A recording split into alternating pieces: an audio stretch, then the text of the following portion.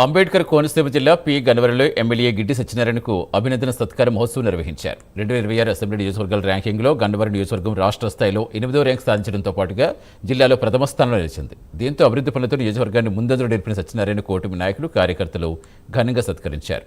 ఈ కార్యక్రమంలో టీడీపీ జాతీయ ఉపాధ్యక్షులు రెడ్డి సుబ్రహ్మణ్యం పాల్గొన్నారు.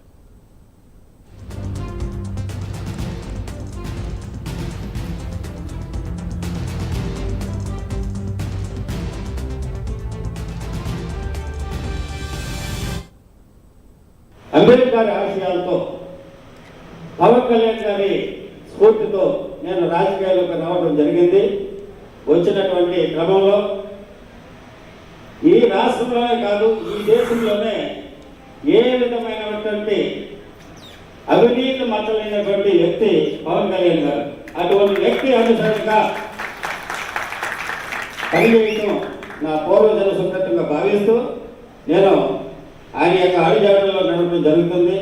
అదేవిధంగా ఎక్కడా కూడా ఏ విధమైనటువంటి అవినీతి అధర్మం లేకుండా నేను పనిచేయడానికి ప్రయత్నిస్తున్నాను. కాబట్టి ఈ రాష్ట్ర చరిత్రలో ఈ రాష్ట్ర ముఖ్యమంత్రి వర్యులు 5 సార్లు సర్వే చేయించి ఆ సర్వే ద్వారా వచ్చినటువంటి రిపోర్ట్స్ని బట్టి నాకు ఈ రాష్ట్ర స్థాయిలో 8వ స్థానం, జిల్లా స్థాయిలో 10వ స్థానం ఇవ్వడం జరిగింది.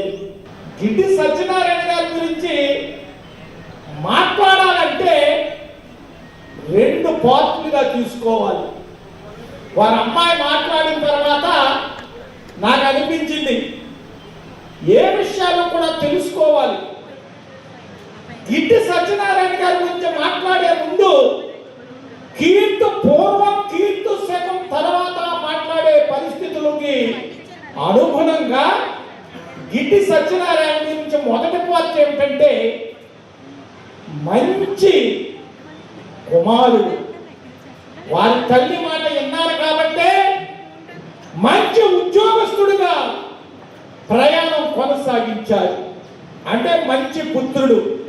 తల్లిదండ్రులకు జన్మనిచ్చినటువంటి తల్లిదండ్రుల మాట విన్నటువంటి మనిషి గిడ్డి సత్యనారాయణ గారు.